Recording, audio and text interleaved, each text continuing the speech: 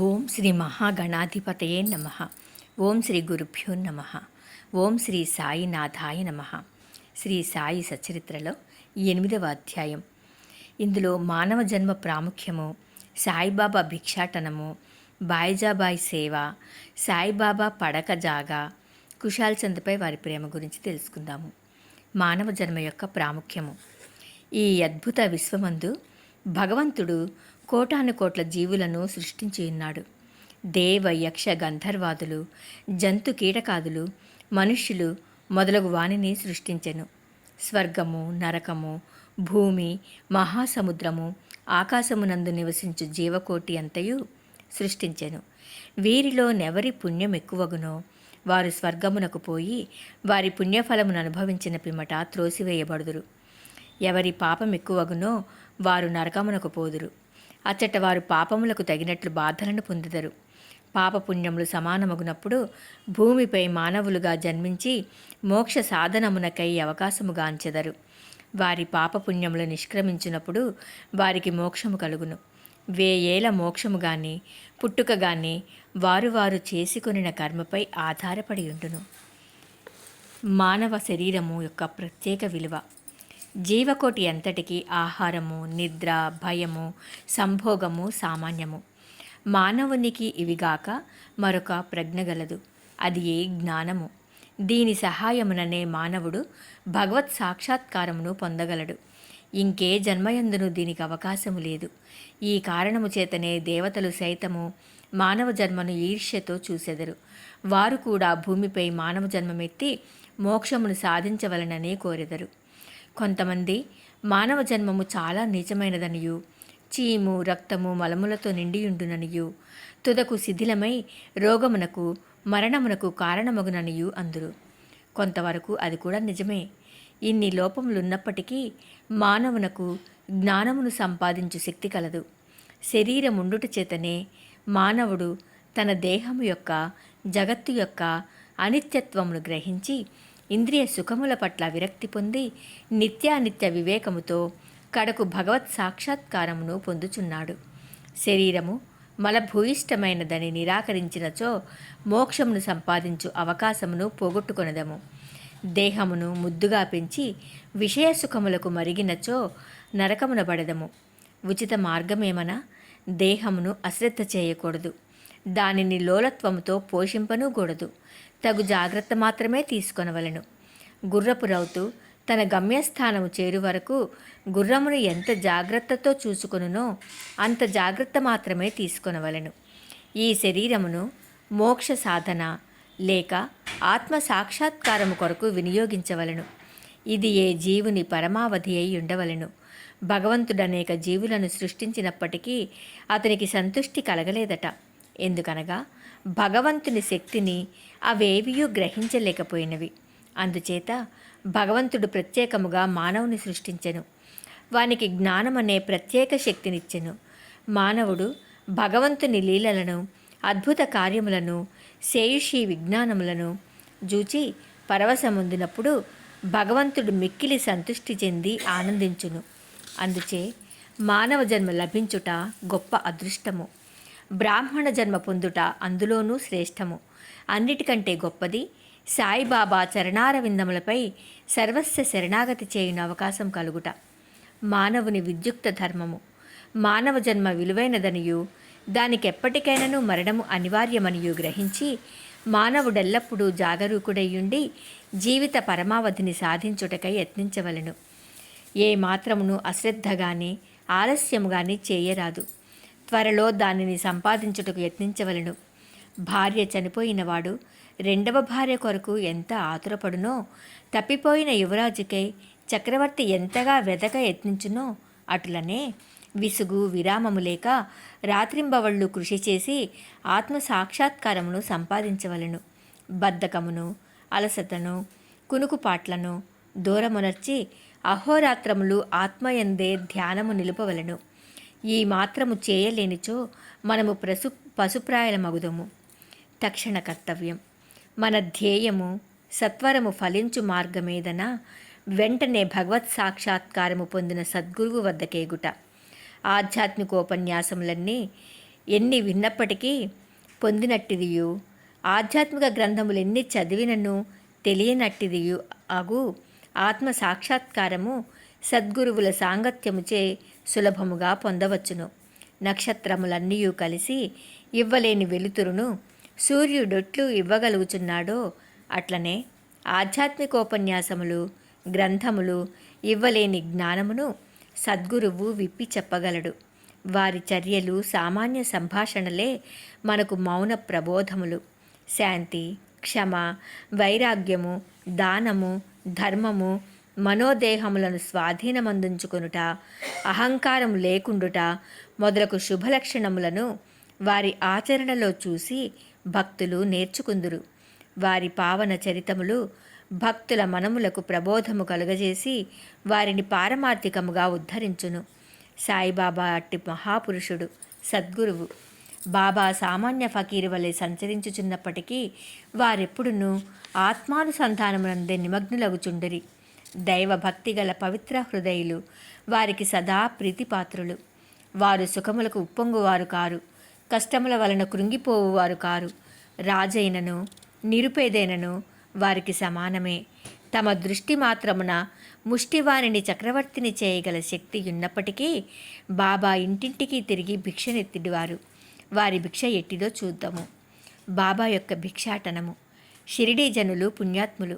ఎందుకనగా వారి ఇళ్ల ఎదుటనే గదా బాబా భిక్షకుని వలె నిలిచి, అమ్మా రొట్టెముక్క పెట్టుడనుచు దానిని అందుకొనుటకు చేయి చాచెడివారు. చేత ఒక రేకు డబ్బా పట్టుకొని భుజానికి ఒక గుడ్డజోల తగిలించుకుని భిక్షాటనకు పోయేడివారు. బాబా కొన్ని ఇండ్లకు మాత్రమే భిక్షకు పోయేడివారు. పులుసు, మజ్జిగ వంటి ద్రవ పదార్థములు, కూరలు మొదలగునవి రేకు డబ్బాలో పోసుకొనిడివారు. అన్నము, రొట్టెలు మొదలగునవి జోలెలో వేయించుకొనిడివారు. బాబాకు రుచి అనున్నది లేదు. వారు జిహ్వను స్వాధీనమందుంచుకొనిరి. కాన అన్ని పదార్థములను రేకు డబ్బాలోనూ జోలెలోనూ వేసుకొనిడివారు. అన్ని పదార్థములను ఒకేసారి కలిపివేసి భుజించి సంతృష్టి చెందేవారు. పదార్థముల రుచిని పాటించేవారు కాదు. వారి నాలుకకు రుచి అనున్నది లేనట్లే కనిపించుచుండును. బాబా భిక్షకు ఒక పద్ధతి, కాలనేమము లేకుండెను. ఒక్కొక్క దినము కొన్ని ఇండ్ల వద్ద మాత్రమే భిక్ష చేసేడివారు. ఒక్కొక్కసారి 12 సార్లు కూడా భిక్షకు వెళ్ళేడివారు. భిక్షలో దొరికిన పదార్థములనన్నింటినీ ఒక మట్టి పాత్రలో వేసేవారు. దానిని కుక్కలు, పిల్లులు, కాకులు విచ్చలవిడిగా తినిచుండెడివి. వాటిని తరిమేవారు కారు. మసీదు తుడిచి శుభ్రము చేయు స్త్రీ 10-12 రొట్టె ముక్కలను నిరాటంకముగా తీసుకొని చుండెడిది. కుక్కలను, పిల్లులను కూడా కలలో సైతము అడ్డుపెట్టని వారు ఆకలితోనున్న పేదల ఆహారమునకు అడ్డు చెప్పుదురా? ఫకీరు పదవియే నిజమైన మహారాజ పదవి అని, అది ఏ శాశ్వతమని, మామూలు సిరిసంపదలో క్షణభంగురాలని బాబా అనుచుండెడివారు. ఆ పావన చరితుని జీవితము వంటి జీవితమే గదా మిగుల ధన్యమైనది. మొదట షిరిడీ ప్రజలు బాబాను ఒక పిచ్చి ఫకీరని భావించి అటులనే పిలిచెడివారు. భోజనోపాధికై రొట్టె ముక్కలకై గ్రామంలో భిక్షనెత్తి పొట్టపోసుకొనుడు పేద ఫకీరన్న ఎవరికీ గౌరవమేమియుండును? కానీ ఈ ఫకీరు పరమ విశాల హృదయుడు, ఉదారుడు, ధనాపేక్ష లేస మాత్రము లేని నిరాసక్తుడు. బాహ్య దృష్టికి వారు చంచలునిగను, స్థిరత్వము లేనివారుగను కాన్పించినను లోన వారు స్థిరచిత్తులు. వారి చర్యలు అంతుబట్టనివి. ఆ కుగ్రామంలో కూడా బాబాను ఒక గొప్ప మహాత్మునిగా గుర్తించి సేవించిన ధన్యజీవులు కొద్దిమంది గలరు. అట్టి వారిలో ఒకరి వృత్తాంతం ఇక్కడ చెప్పబోచున్నాను. బాయిజాబాయి యొక్క ఎనలేని సేవ. తాత్యాకోతే పాటిల్ తల్లి పేరు బాయిజాబాయి. ఆమె ప్రతిరోజు మధ్యాహ్నము తలపై ఒక గంపలో రొట్టె కూర పెట్టుకొని సమీపమునున్న చిట్టడివిలో ముళ్ళు పొదలు లెక్క చేయక క్రోసుల కొద్దీ దూరము నడిచి ఆత్మధ్యానంలో నిశ్చలముగా ఎక్కడో కూర్చొని ఉన్న బాబాను వెదకి పట్టుకొని భోజనము పెట్టుచుండెను.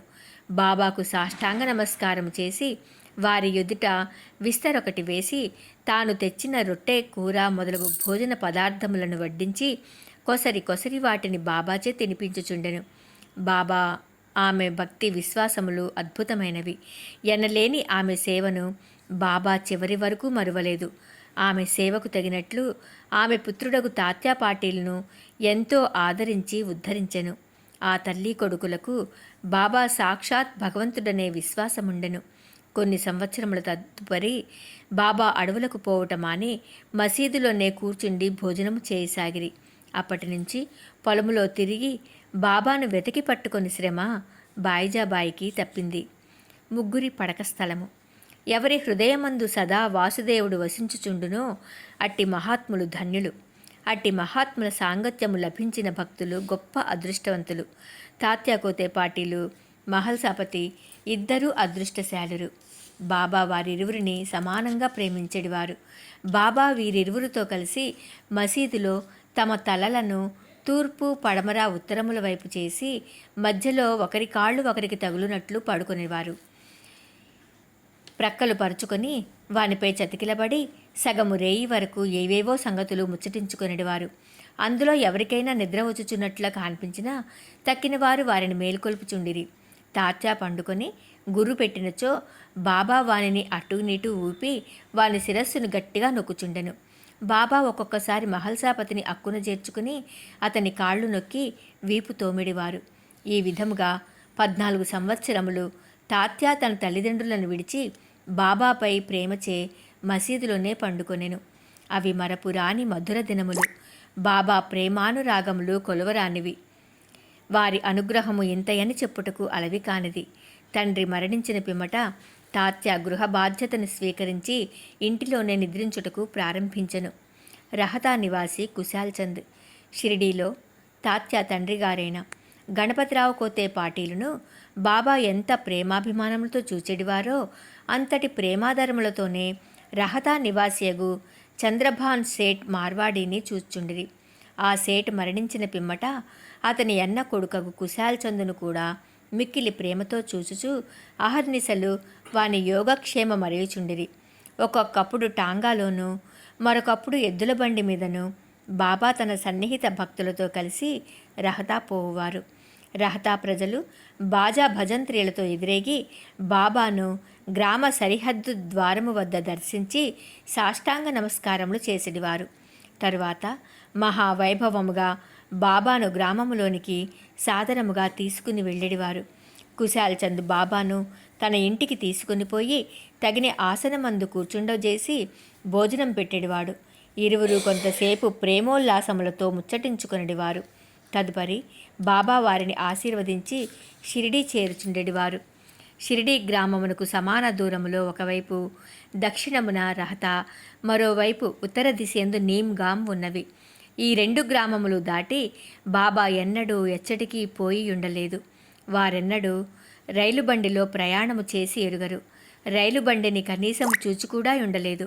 కానీ సర్వజ్ఞుడైన బాబాకు బళ్ళ రాకపోకలు ఖచ్చితంగా తెలియచుండెడివి. బాబా వద్ద సెలవు పుచ్చుకొని వారి ఆజ్ఞానుసారము ప్రయాణము చేయు వారలకే కష్టములు ఉండేటివి కావు. బాబా ఆదేశములకు వ్యతిరేకముగా పోవువారు అనేక కష్టముల పాలగుచుండిరి. అటువంటి కొన్ని సంఘటనలను మరికొన్ని ఇతర విషయములను రాబోవు అధ్యాయములలో చెప్పెదను. 8వ అధ్యాయము సంపూర్ణము. సర్వం శ్రీ సద్గురు శ్రీ సాయినాథుని దివ్య చరణార విందార్పణమస్తు. శుభం భవతు. ఓం శ్రీ సాయినాథాయ నమః.